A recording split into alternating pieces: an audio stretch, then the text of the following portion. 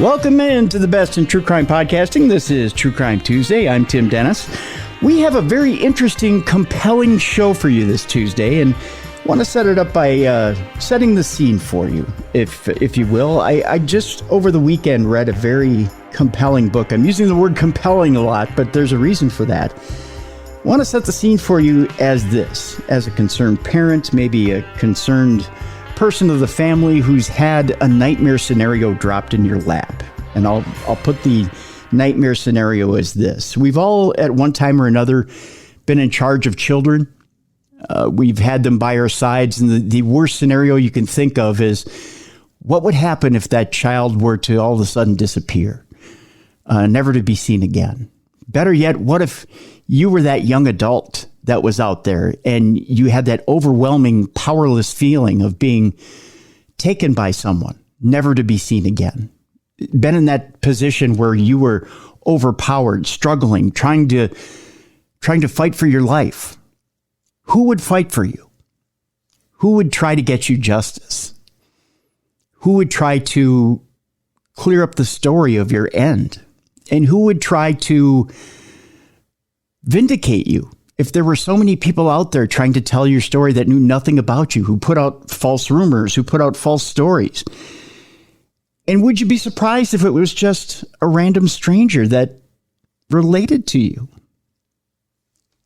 I say that for this reason, because there's a book out there, brand new book, that I really did have an amazing experience with this weekend. I really related to it. And it's a fascinating read. LaDonna Humphrey is our guest. She's a writer, documentarian, investigative journalist, private investigator, and an advocate for victims of crime. For the past 6 years, LaDonna has found herself passionately entangled in seeking justice for Melissa Witt, who is the subject of our book today. In her pursuit of justice for Melissa, Humphrey has co-produced the documentary Uneven Ground, the Melissa Witt story, to be released later this year, and is in contact with Genius Books for the book The Girl I Never Knew, which is the book we'll talk about today. LaDonna Humphrey lives in Cave Springs, Arkansas, with her husband and 5 of her 7 children who are still at home. So let's welcome into True Crime Tuesday, LaDonna Humphrey. Hi, LaDonna. Hey, thank you so much for having me today.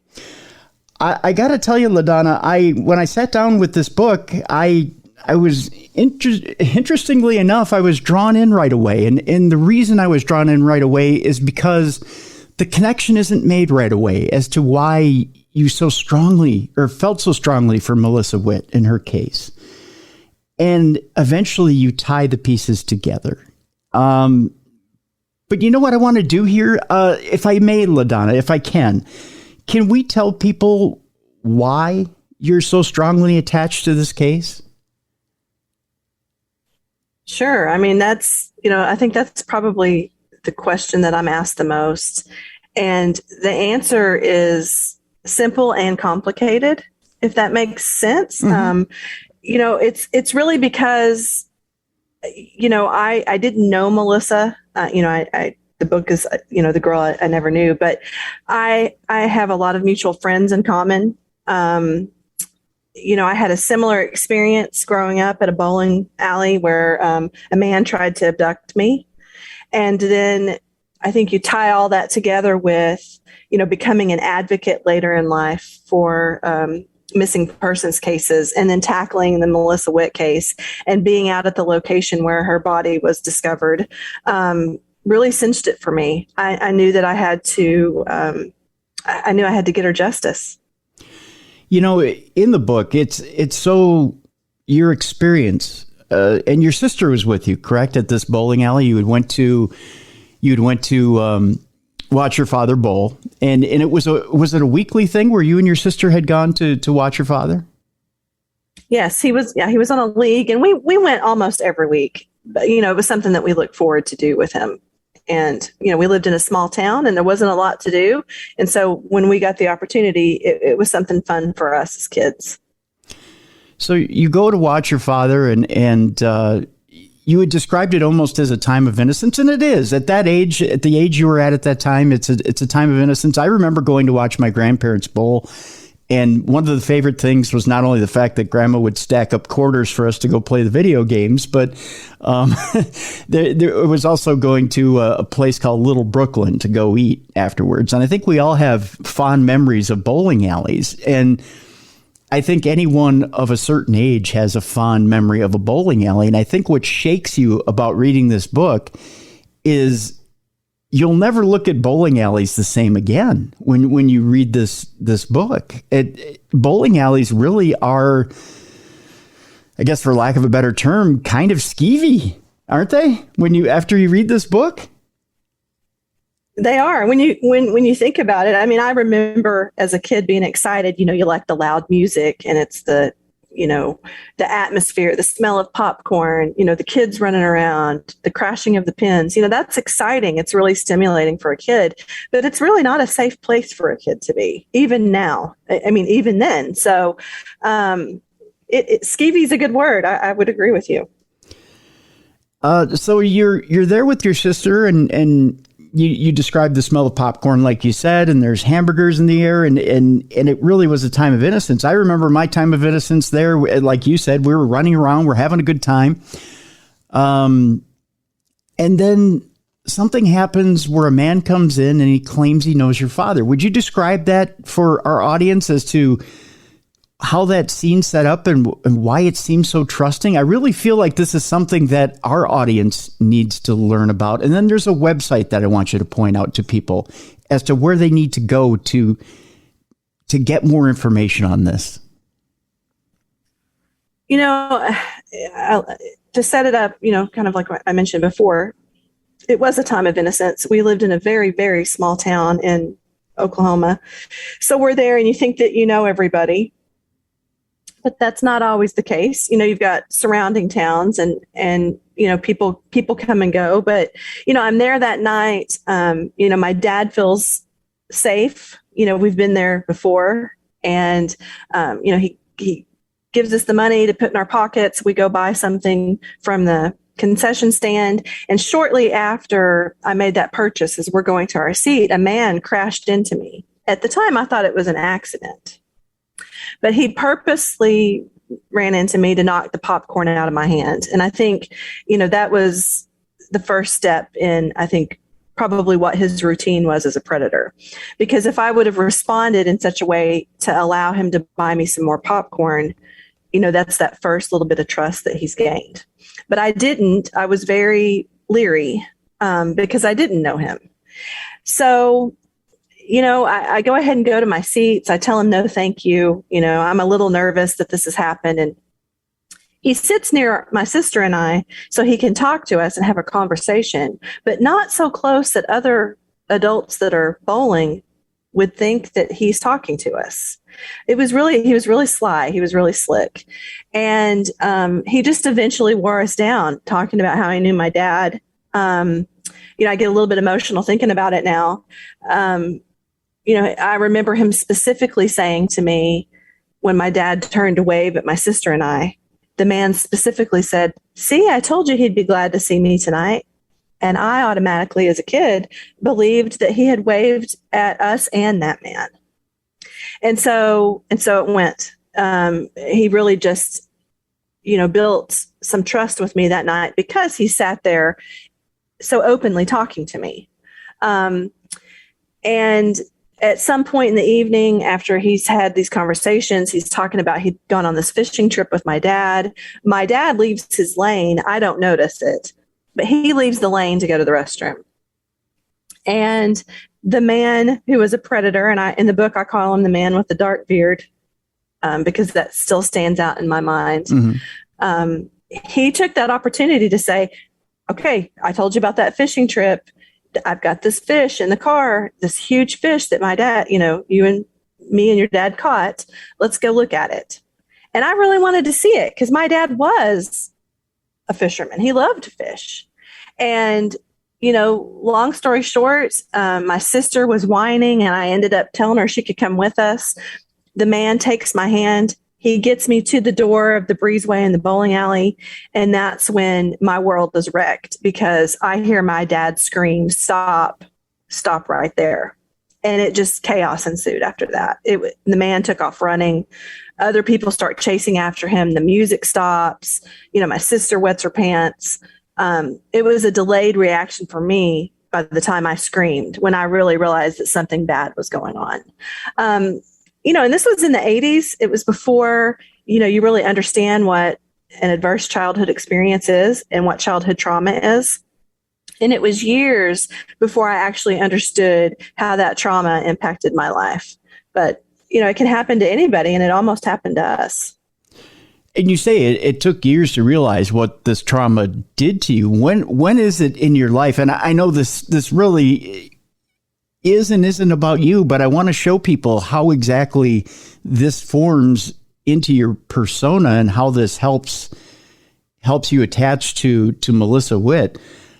When is it that you finally start to realize how badly this trauma affected you?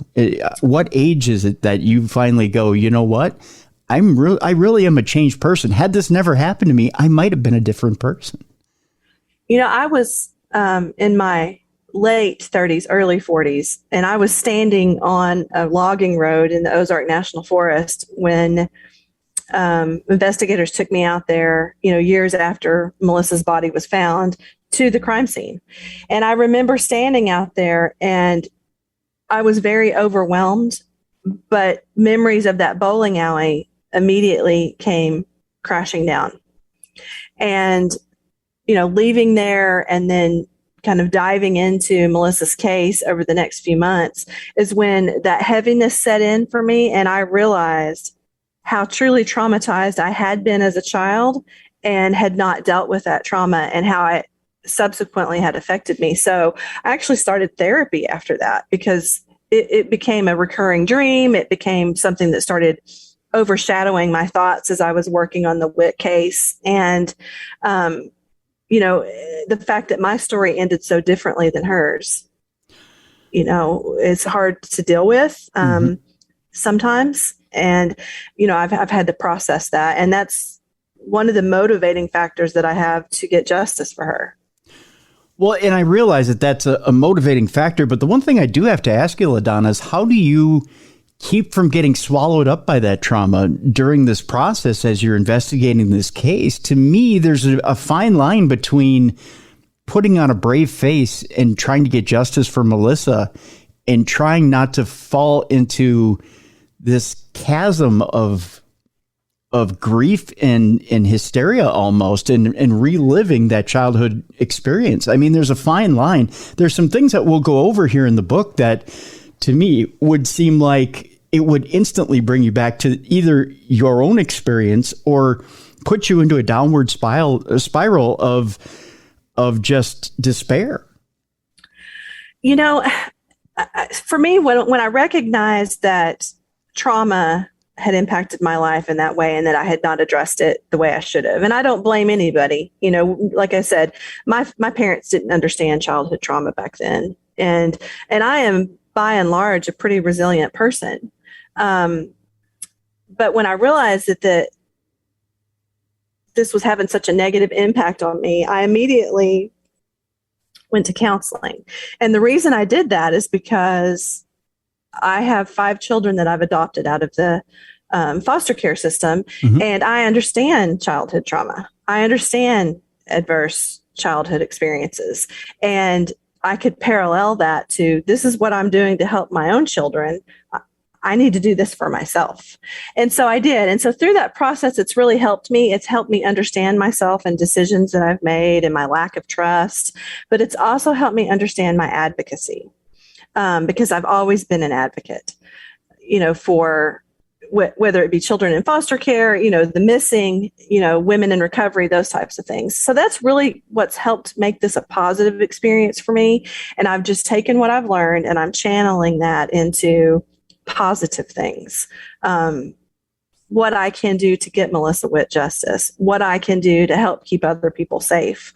And that's working for me. It may not work for everybody, but I feel like I'm addressing it. I recognize it, and I'm going to do something about it. As a side note, and we'll move on from this experience, you do mention in the book that this was extremely traumatizing to not just your mother, but your father as well. And that he was extremely traumatized that this incident had happened on his watch, so to speak. How did he end up dealing with this over the years? I'm not really sure. That's the odd thing, is because we've just not really talked about it. It's not something that we continue to talk about as a family. We addressed it in the very beginning when it occurred, and then it was like we didn't address it anymore. Okay. And I'm not sure why. I don't know if that's just because we came from a generation where we didn't understand it, and so you just try to move forward the best that you can. I don't know. I mean, and I don't mean that critical towards the adults in my life at all. I just think you don't know what you don't know. Right. And you're right. That is that generation. I didn't know whether he had finally come forward and said, I feel real guilt from that day, or, I finally found a way to deal with it, or, that generation has different ways of dealing with what they dealt with, or if it manifested itself in some other way or what. I was just curious. So let's move on here, LaDonna. Let's talk a little bit more here about Melissa Ann Witt and exactly how you get involved with this case. First of all, let's talk a little bit about the circumstances of Missy Witt and what exactly happened on that fateful day and who exactly Missy Witt is. So people ask me all the time who Missy Witt is. And, that's something that I really, it's important to me that people remember her because, she was only a murder victim this small amount of time in her life. Mm-hmm. But, there was so much about her. She was 19. She was a college student. She went to church every Sunday. She didn't have any enemies. She got good grades. She was fun loving. She loved her mom. She loved her family, her friends, her community. Just an amazing, innocent young woman who had these dreams to be a dental hygienist. She was boy crazy, like anybody is at age 19, and just had, an amazing life and had big plans for herself. And so that was who Melissa Witt was. She was attending a community college in Fort Smith. At the time, it was called Ozark Community College. She was also employed as a dental assistant at a local dental office. And, on December 1st, it was a Thursday. It started off pretty normal. She woke up to get ready for school. It just so happened she and her mom had a small argument about money. Melissa had asked to borrow money. Her mom said, no, you're getting paid tomorrow. I'm trying to teach you money management. The answer is no, Melissa. And so Melissa went on with her day. She went to class. She went to lunch with a friend. She went to work. She had a little bit of car trouble after work, got that taken care of, went home, found a note from her mom that said, hey, don't forget, tonight's league night. I'm bowling. Why don't you come on out? I know we argued.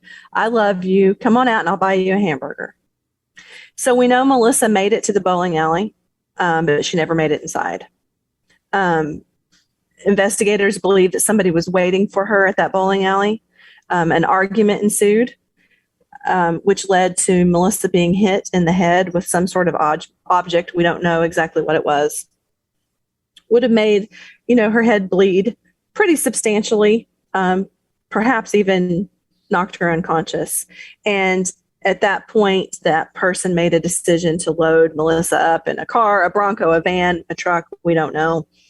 And he drove her 60 miles away to the Ozark National Forest, where he then, we believe, sexually assaulted her and strangled her to death, which is just, it's terrible.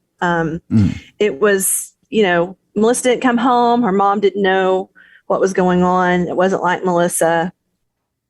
She called law enforcement the next morning, and the, patrolman came out, didn't take it real seriously because, it's not illegal to go missing as an adult or to take off because they'd had an argument that Thursday morning. Mm-hmm. And so it was really Sunday before the major crimes unit knew that this 19-year-old girl was missing, and they got boots on the ground and they found her car at the bowling alley, and they searched for her for 45 days before she was eventually discovered in the Ozark National Forest. Now, in a lawsuit that happens a little bit later, it was Missy's mom that actually points out that the bowling alley didn't have proper security on the night of Missy's murder. Isn't that correct? That's correct. They did employ a security company, and at that time, it's the 90s, it's the mid 90s, and of course there was petty crime that happened, but nothing like this had ever happened in Fort Smith. And they had security every other day, every few days, and it just so happens on that Thursday, December 1st, there was no security. The parking lot wasn't well lit, no security cameras. I mean, it was just a perfect storm for somebody who was, ripe and ready to abduct a young girl. And isn't there an issue with her keys? Something about her keys?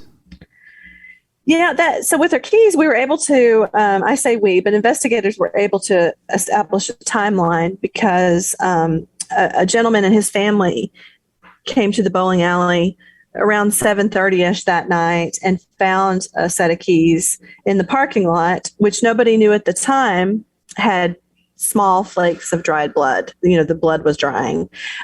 He turned the keys into the front desk, and it just so happens those were Melissa Witt's keys. The bowling alley discovered that the following Monday or Tuesday in their lost and found bin and called investigators and said, "Hey, I think we have Melissa Witt's keys," because, the keychain said Missy.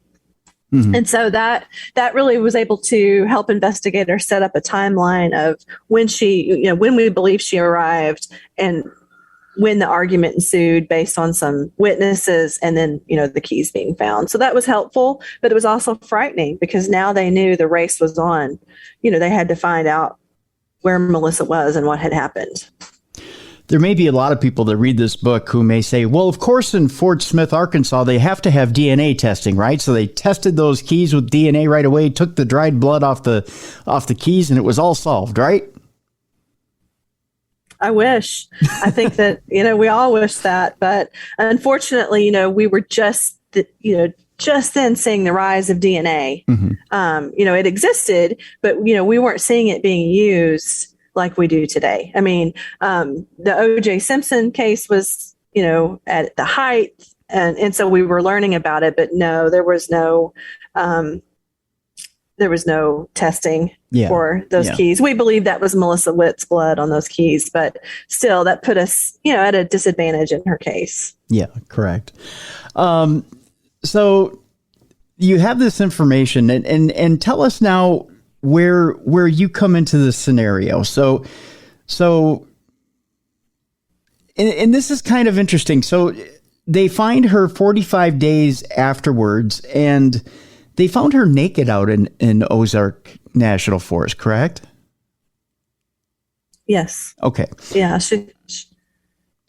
And so I guess I put that in there because there was, and I know you don't like to talk about the details of this. I should mention this for our audience because they haven't read the book. But the reason why we don't give too many we give scant details about Missy's condition is because out of respect, for lack of a better term. Isn't that correct, LaDonna? It is. It's really important to me that her memory is honored in such a way that, obviously I wrote a book about true crime. But I think you can also do that in a very tasteful way. So correct. I try to be very protective of her memory. Right. So there's evidence here saying that certain things were done to her post-mortem. We can put it that way, right? Yes. Okay, good. So there's a point here where as you're reviewing the case, you decide to get involved. And as you pointed out, there were some friends in common. At one point, you decide to make a documentary. Can you kind of walk us through what was behind the documentary and why you decided to make that? Yes. So I had co-founded an organization that was about a decade and a half old. And, by the time 2015 hit, we weren't really relevant anymore. The database named us was on the scene. It was funded by the federal government, and they could do everything we were doing better and funded by the federal government. And so, our agency that was assisting families and law enforcement with missing adult cases really wasn't going to be as needed. And we don't believe in duplicating services. So what we decided to do as an agency is to kind of finish off the good work that we had done with a documentary that covered, maybe one or two or more missing persons cases. And this is where it becomes pretty interesting, because here I am, I live in Arkansas. Many of my team members live in Arkansas, and everybody kept saying, we ought to look at the Witt case, the Melissa Witt case. And I would say, no, her body was discovered. She's not missing. It doesn't fit our criteria. The answer is no, we're not going to do a documentary about Melissa Witt. And I was actually pretty passionate about not following her case. But the team sort of outvoted me and talked me into contacting the Fort Smith PD, which I did, and we scheduled a meeting. They had already known who we were. They had worked with our nonprofit agency before. So there was a little bit of, a level of trust there. And so I went and met with some of the retired detectives on Melissa's case, and that's when it was just clear to me that we had to do something for Melissa's case, because these seasoned detectives were emotional, and visibly impacted by the fact that they hadn't been able to solve her case. And their passion and the amount of courage that they had shown in this case and the amount of care that they showed for Melissa and her family completely captured my attention and my heart. And that's really what inspired me to get involved. And the deeper I dug in, the more passionate I became about Melissa's case. So isn't that ironic? Eventually, at first I said no, but then, here I am 7 years later, probably the most outspoken advocate for Melissa Witt. And you know what? Let's take our break here, because I want to talk about one of those detectives. In fact, he's the former lead detective on the Melissa Witt murder investigation. We'll talk about him when we come back, and how exactly this former lead investigator changed LaDonna's life. LaDonna Humphrey is our guest. And the book that we're talking about is The Girl I Never Knew. And it's available right now. In fact, we have a link to it in the description of this program. The Girl I Never Knew, Who Killed Melissa Witt. LaDonna Humphrey is our guest right here on True Crime Tuesday. Welcome back to the best in true crime podcasting. This is True Crime Tuesday. I'm Tim Dennis. Our guest is LaDonna Humphrey. The book is The Girl I Never Knew, Who Killed Melissa Witt. We have a link to the book right in the description of this program. Go ahead, click on that link, and get yourself a copy right now. Let's talk about we teased it before the break. One of the the lead investigator in the Melissa Witt case kind of changed your life. His name is J.C. Ryder. And you had teased before the break that these investigators who were so passionate about this case when you were making the documentary kind of changed your direction in how you would pursue basically the next 7 years of your life. Tell me a little bit about J.C. Ryder and what it was about J.C.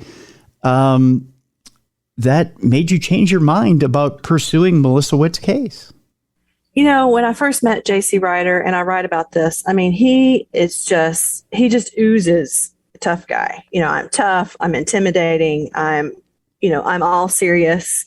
And it was very unnerving to meet him. He was very polite, but he was also skeptical because, he'd worked so hard for so many years to solve the case. And now we've got somebody that wants to do a documentary. How much do they know, and how much are they willing to, work to tell the story the right way? Mm-hmm. And so, that was interesting. And so the more I got to know J.C. Ryder, the more I learned that, he, even though he's tough and intimidating, he's really got a heart of gold. And he truly, truly is so, devastated, I think is a fair word, that he's not been able to bring closure to Melissa's case, because he feels the same way I do. She deserves justice. She was 19 years old. What happened to her was absolutely horrific. He got to know her mother very well and promised Marianne that he would never give up until he was able to find out who killed Melissa Witt. And so we built a friendship, a real unlikely friendship based on that desire to solve this case. And on top of that, he's really taken the time to teach me everything that I need to know and then some about the case, but how to handle, other investigations. And, he was part of the inspiration for me to become a private detective and to continue to do the things that I'm doing. So really huge impact on my life. I talk to him almost every day, at least through text message.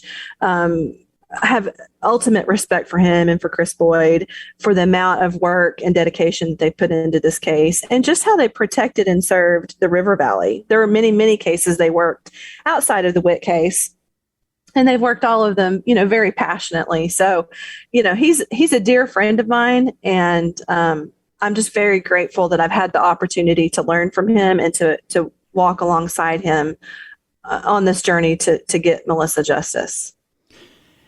As you start to kind of weave your way into Melissa's case, JC becomes even more integral into your case because you really do get thrown a lot of false leads and a lot of, as you start to open things up to the public to try and get this case warmer. And we should mention you opened up a Facebook page.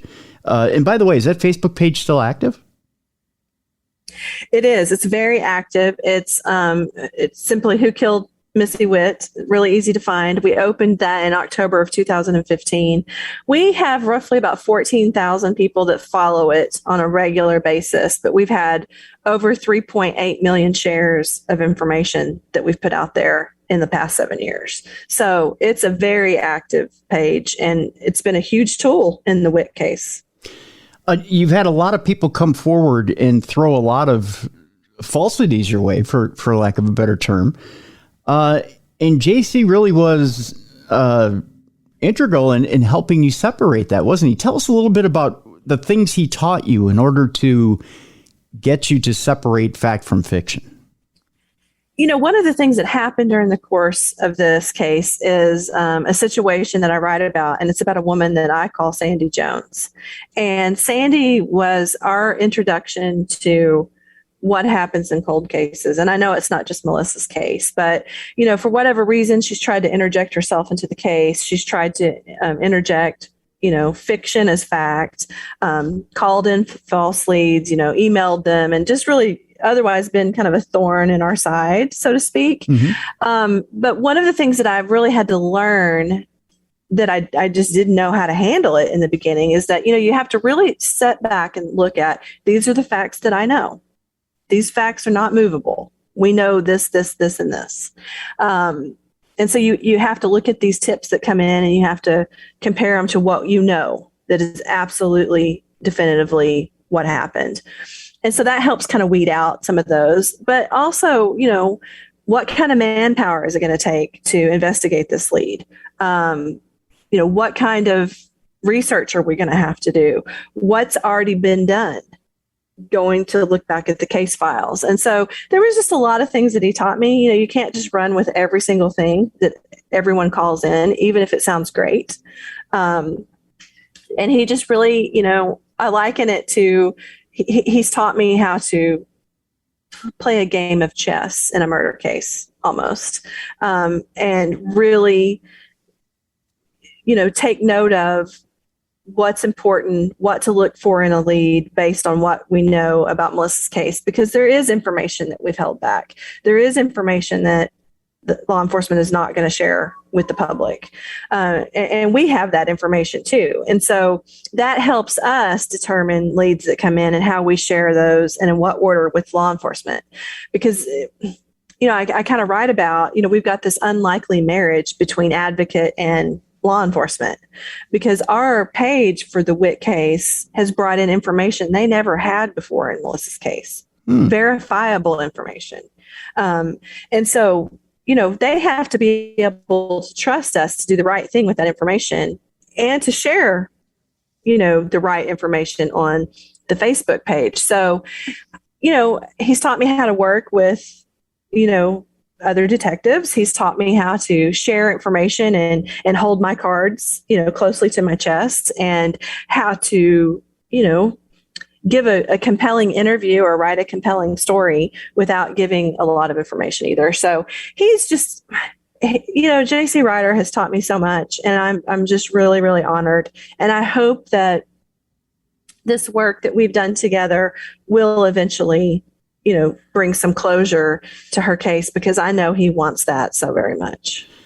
The following question is just speculation here, LaDonna, but do you feel that JC's motives weren't just professional, but also personal? Do you feel like maybe the reason why he brought you into the fold was not only that he could trust you, but that he knew that there was this case is so complicated that he was going to need a successor to pick up this case and go with it, that it was going to take more than just his generation and maybe even the next generation to solve this thing? I think so. I think he sees the value and the wisdom in using new tools and technology, such as social media and those type of things that I'm very well versed in, that, the department's not using, they have social media, but they don't use it to the level we have. So yeah, I think by the time we started bringing in some pretty hefty information to him, mm-hmm. he was like, okay, this is going to work, because, I write about this in the book, at one point I realized that I've been contacted by somebody who has been lying to me in the Witt case. And so I called JC and I give him this person's name, and he was like, okay, hold on a second. And that's somebody that he hadn't even talked to me about yet, right? Because he was still holding his cards pretty close. Yep. And so to know that person was communicating with me, he began to see the value in the work that we were doing. And that really opened up, I think I say it in the book, a decades-old murder case kind of explodes with new potential. And that's exactly the moment that I think he realized that this was going to impact Melissa Witt's case and perhaps get her justice. I think, too, you hit whole new levels of respect with him in that you were willing to go to places that maybe other investigators weren't willing to go. And I'll touch on that here in a moment, because there's a disturbing chapter in the book that we'll talk about here in a few moments. We won't. We'll brush over it. We won't go too deep into it, but we'll brush over it because it's an interesting chapter that I'd like people to read for themselves. One of the things that touched me about the book, in one of the chapters that I can feel the relation between you and Melissa is, you pour over case files over and over and over again. And one of the things in those case files is Missy's diary. And there's a point where you take out your diary and her diary and you line them up, and you find out where you were at 19 versus where she was at 19. And there's similarities and differences. And it's intriguing. It's intriguing to see where you were at 19 versus where she was at 19. But to see where you two line up and where you separate is everything in this book. Talk to me about kind of your MO as to why at that moment you did that. Why at that moment you felt like you had to relate on that level. I think the best way to explain that is because I really struggled with reading her personal thoughts. Even though she's deceased and even though law enforcement gave me permission, that was her personal thoughts and feelings. And I struggled with that because I know what my diary meant to me at 19, 20, 21. That's very personal. You don't want other people to read it. But I also know that based on my own diary, the amount of raw emotion that you will share, and I knew that I had done some of the same thing, and some of it's funny and silly, mm-hmm. but I also knew that there were some comparisons that I wanted to make because we're so close together in age, right? And I'm a little bit older than Melissa. And as it turned out, we had written 5 of the last entries at the same time, the same day. And that just really kind of blew me away because we are so, our paths ended so differently. Right. Yeah. And, I think that's important for the reader to understand because that was also very pivotal for me to see how much alike we were. We both kept a journal, pretty naive, raised kind of the same way. And our stories ended so differently. Mine hasn't ended. I still have my story's still being told, but hers ended so abruptly. And, I struggled. Somebody asked me yesterday, I did an interview yesterday, and somebody asked me what was the hardest chapter that I wrote in the book. And it would have been diary confessions, because those emotions that come up with, I'm reading her last words just days before she's murdered. It's hard to digest, and it's hard to accept that, her life was taken by somebody that had no right to do so. He just completely altered the course of her family and friends and a whole entire community's lives. And I find that utterly horrific and disgusting. And I want him to pay for that. And I think that if other people had that opportunity to read her diary, they would feel the same way. Reading it and seeing that innocence and how naive she was, talking about, holding hands with the boy. She'd done little more than even kiss a boy, just that kind of innocence. And imagine that kind of innocence that was approached in a dark bowling alley parking lot on December 1st, how she would not have been able to handle that situation very well. Yeah. It's heartbreaking. I get very emotional thinking about what she must have gone through. And I learned that based on that diary. So yeah, there was so much about us that was alike, and our outlook on life was alike, but then there was just so much that was also different. So it's just an important part of this journey, and it's a difficult part of the journey too. So, I'm very raw and emotional in that chapter, and I think the readers will see that, and I hope that they will be able to feel as incensed as I do. Yeah, you can feel it. Melissa. You can feel it. It comes off the page when you read that chapter. Not just the empathy for that situation, but you can really feel that you've put yourself in her shoes. And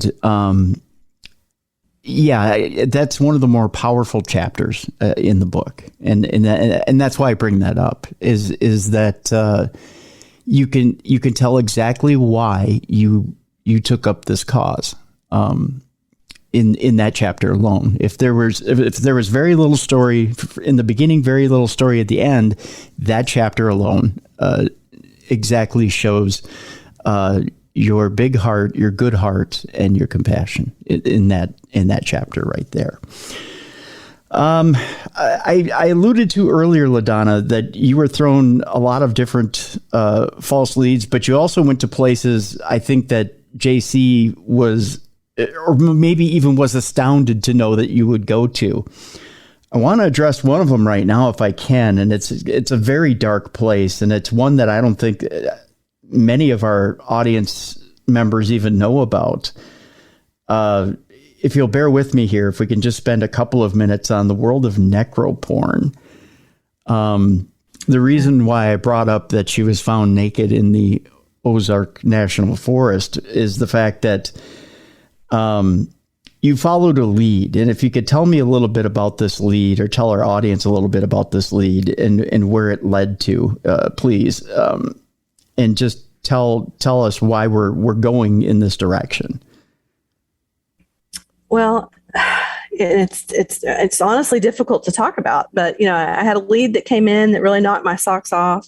I can tell a little bit more about it now. I've been a little bit more open about it in my last two interviews, but this particular woman had been a model and had done some films in a certain area of the United States that I can't talk about, but she had been asked to pretend that she was dead in this film and wear a Mickey Mouse watch.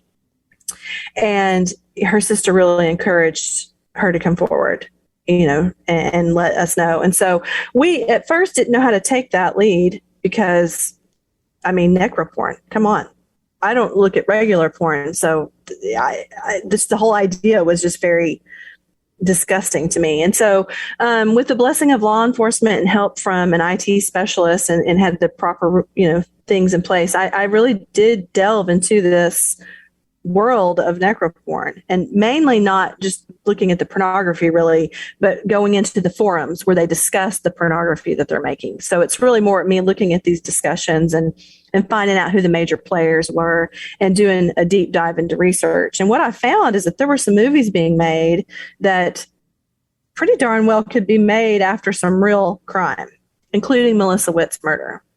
And so that was intriguing to me, and I felt like I needed to chase that all the way down. And there's a lot more to say on that. And I'm releasing a second book just on that. Wow. Okay. Because there is more to say. And it's something that we're still investigating. I've tried to back away from some of it a little bit, just to try to get some serenity in my life, because that's a pretty dark, terrible place to go to. And there's about 100,000 people in the world at any given time that are into that kind of fetish. It's called death fetish. And out of that 100,000 people, we believe 10% of those could be real killers.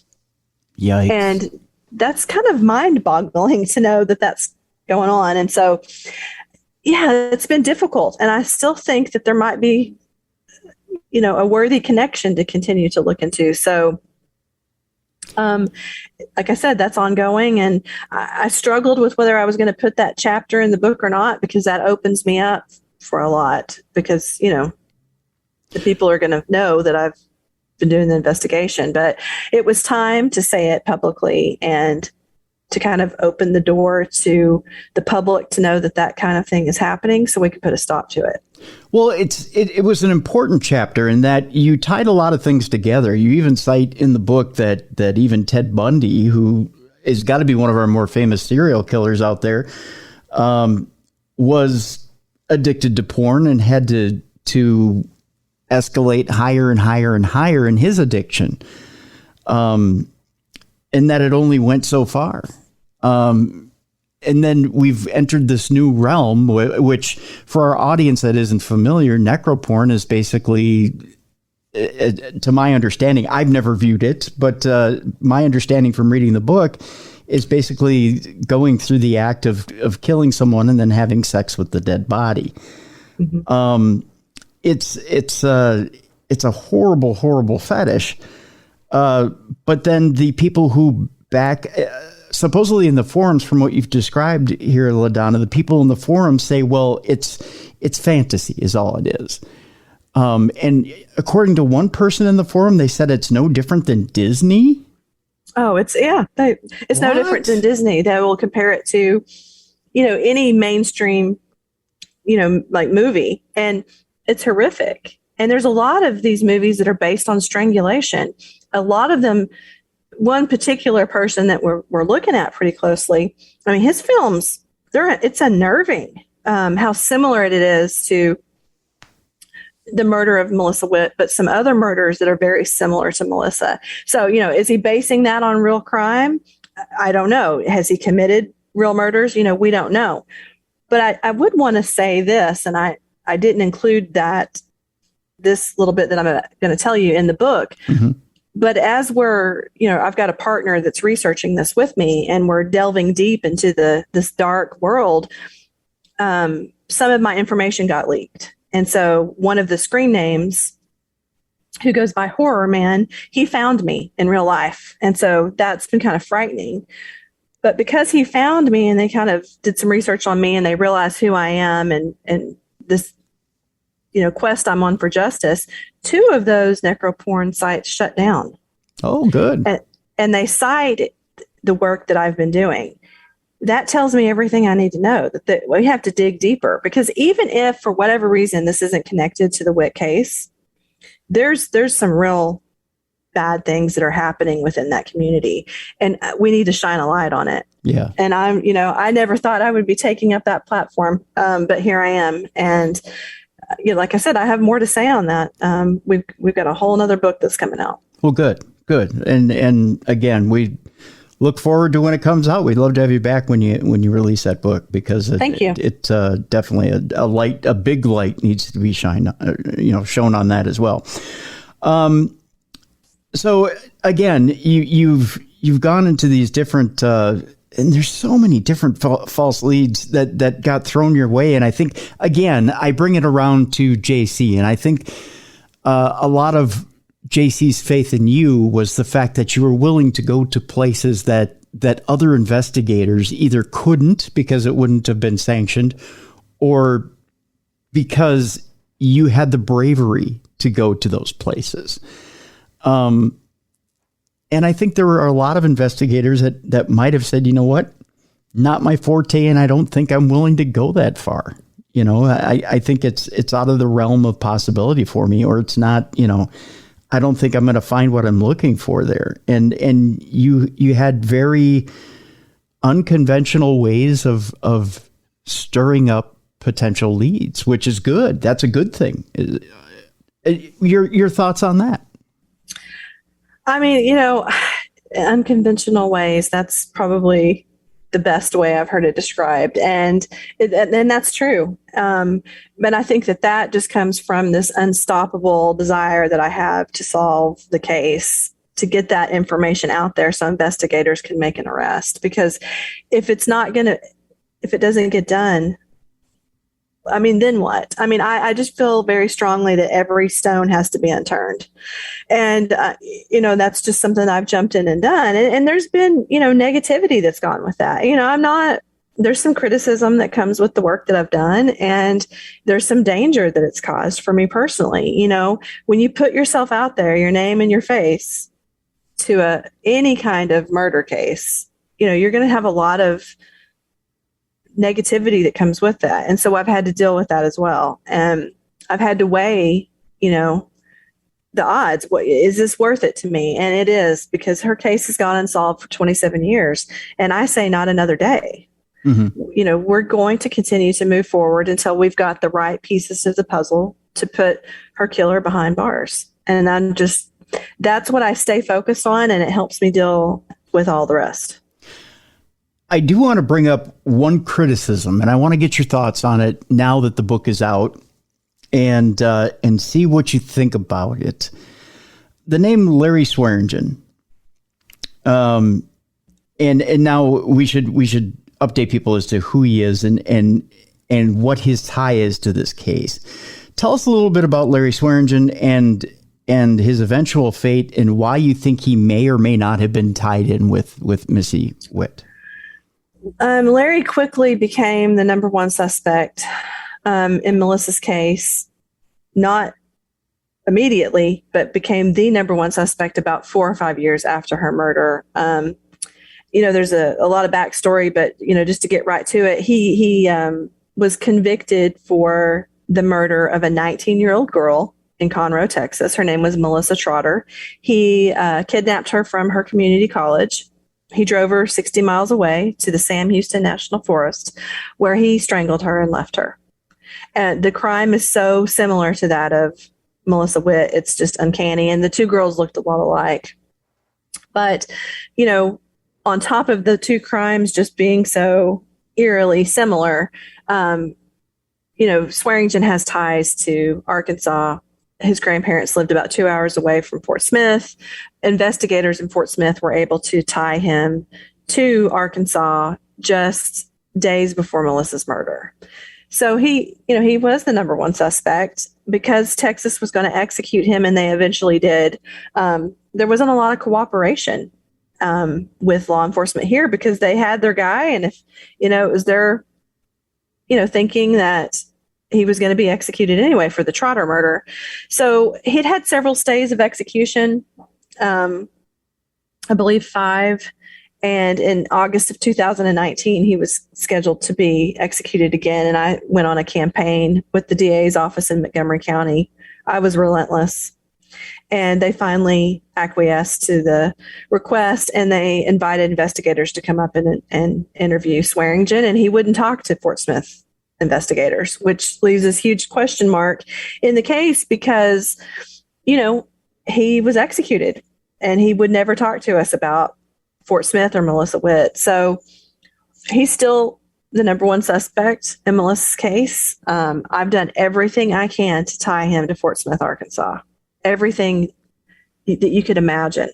If you ask me, I've probably done it. And we're just still lacking that connection to actually Fort Smith. But Swearingen and I didn't get along. We had a very, very volatile relationship. And, I don't know if that hurt the case or not. It's been a criticism of how outspoken I've been about Swearingen in the Witt case. Well, you have a lot of evidence there that would certainly point to the fact that he should be the number one suspect. There's a lot of, I don't want to say circumstantial evidence, but it's more than circumstantial evidence. He essentially did a copycat murder that he was convicted of in Texas with Melissa Trotter.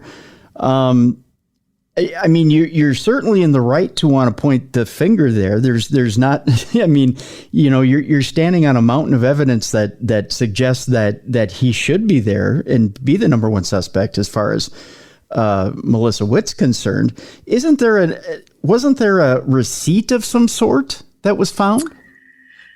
Well, at some point when I was very, vocal on social media about Swearingen, I had so many people come forward, and someone came forward that doesn't want to be named, that was part of the investigation. And they believed there was a receipt tying Swearingen to Fort Smith in December of 94. And I have tried to move heaven and earth to get that receipt.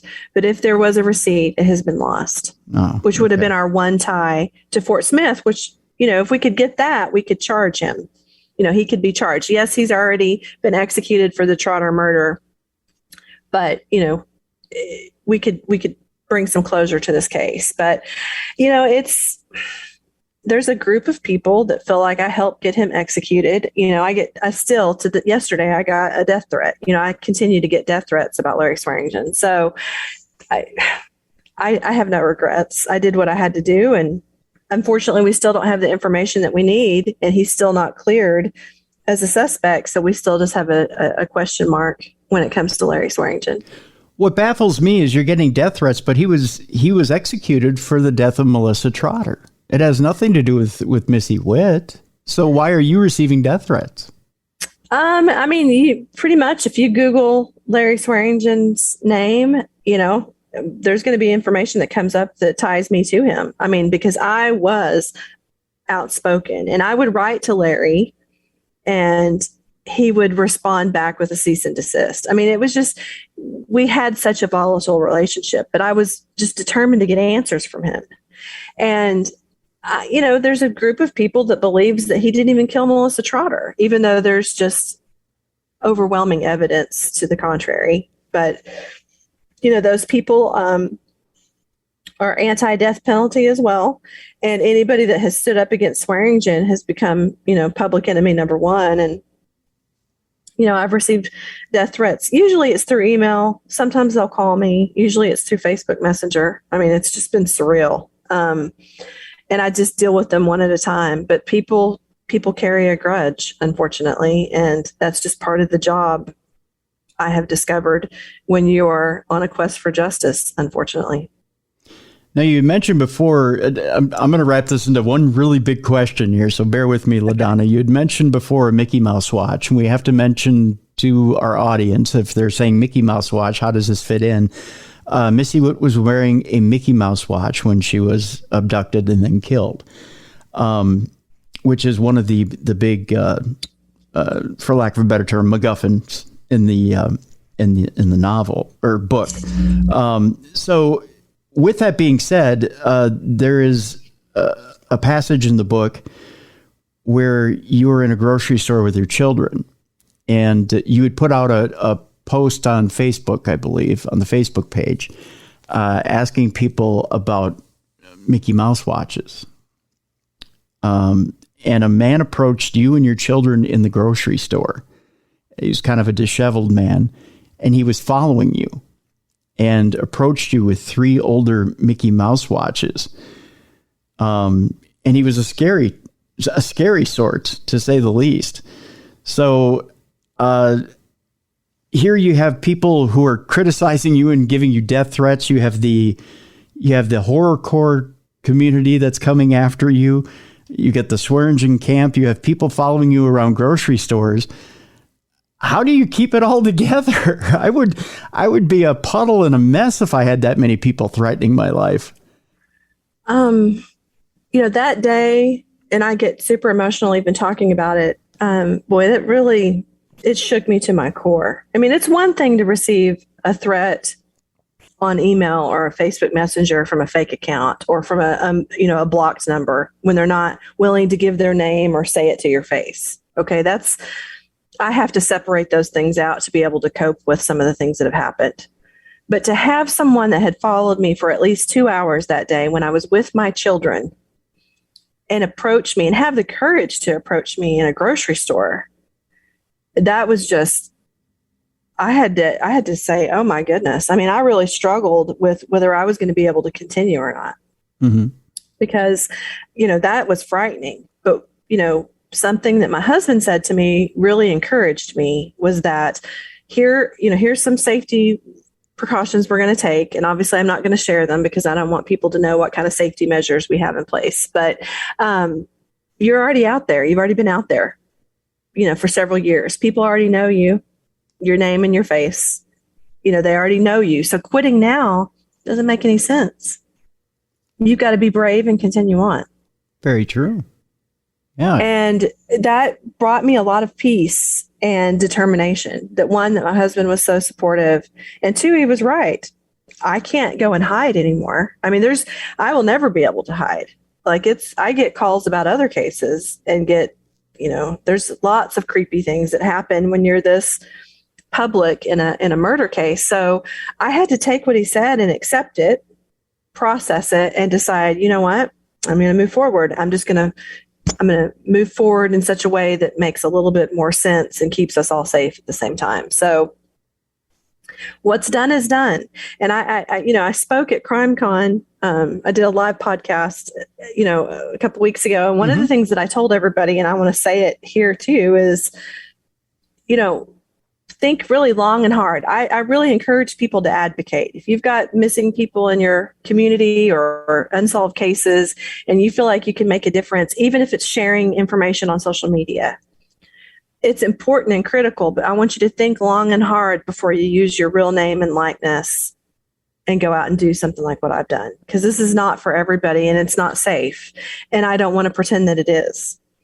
So I just caution people. At the same time, I also want to encourage people to be courageous and to dig deep and to do what is right, especially if they have information in a cold case and they're too scared to come forward.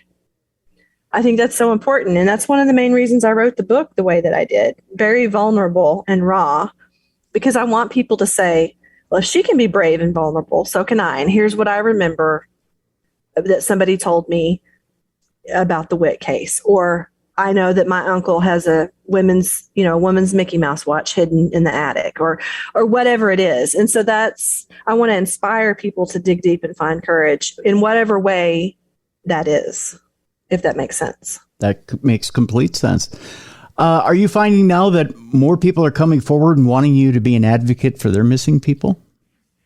Yes. That has, I've had some of that happen over the course of this investigation, several hundred people. But what's happened now since the book has come out and it's been doing so well is that I've probably been contacted at this point by 900 families all across the United States, and it's overwhelming. And so I have helped co-found a nonprofit called All the Lost Girls, and many of those cases will filter into that nonprofit and help find them local advocates. And then with everybody else, obviously I can't help everybody. And I'm never going to be able to help another case on the level that I've helped Melissa.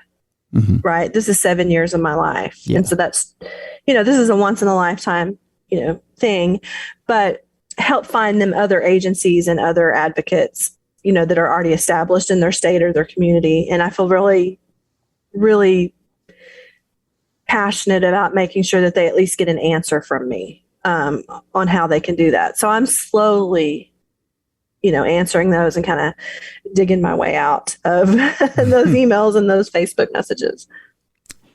Wow. Yeah. Well, you could say it's a calling of sorts. I guess and God bless you for taking that on. That's a huge amount of work. It's a huge amount of weight put on your shoulders. But I guess if anybody could take it on, it would be you. How do you feel all of this has changed your life? Has it changed it for the better? Has it changed it for the worse? How do you, when you look back on it now, how do you view this? I think it's changed it for the better. I mean, even though there's scary things that happen, the ability to, advocate for someone that doesn't have a voice of their own is life-changing. And I wish everybody would do that, to some degree, whatever that looks like in your life. If that's, advocating for kids in foster care, like I've done, or advocating for, murder victims.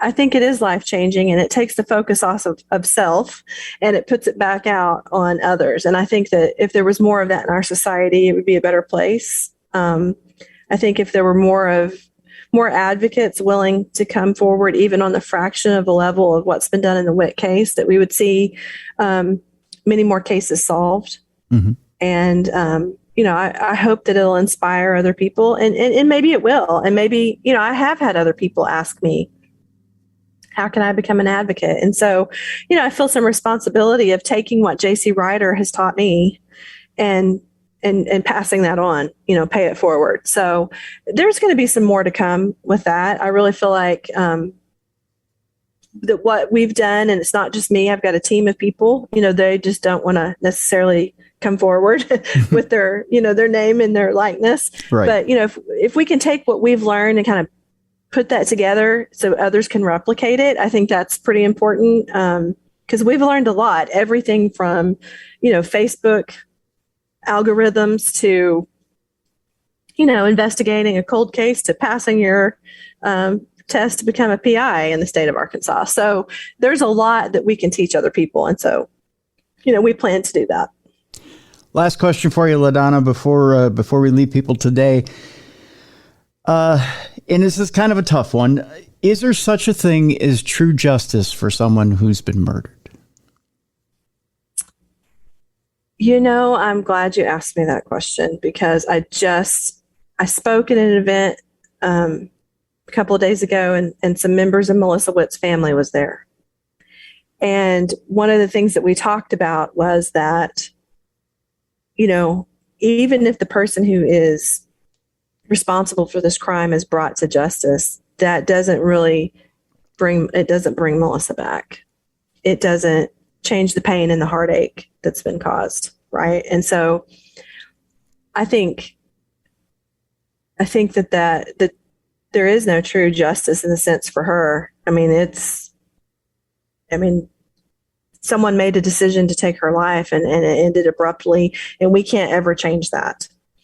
But what we can do in her honor is to remember her well, is to advocate in her honor. It is to find who killed her and bring them to justice, prevent them from ever doing this to anybody else, and then to go forward with what we've learned and teach other young women how to be safe, and maybe be able to prevent this in the future. So there's no easy yes or no answer. I think that it's a little bit of both. There's still going to be a lot of sadness that's involved because her life was taken. Mm-hmm. But I think that there could be some peace to know that the person who felt entitled to take her life will spend the rest of their lives behind bars. And if I have anything to do with it, that's what's going to happen. No easy answer, but that's a good answer, indeed. The name of the book is The Girl I Never Knew Who Killed Melissa Witt. LaDonna Humphrey is the author of that book, also an investigator and an advocate. And by the way, you can get that book by clicking on the link in the description of this program. All right, it's a time where if you're listening to the free version of the show, we must bid you adieu. But if you don't want to leave us right now, you don't necessarily have to.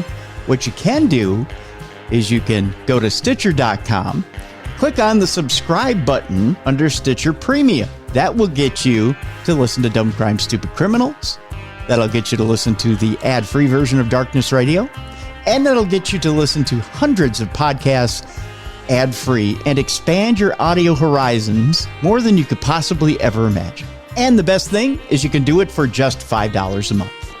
Do it right now. Go to Stitcher.com, click on that premium button, subscribe to Stitcher Premium for just $5 a month. You'll get Dumb Crime Stupid Criminals as far as True Crime Tuesday. You'll get an ad-free Darkness Radio. And of course, you'll get hundreds of podcasts ad-free and expand those audio horizons. Go ahead and do it today.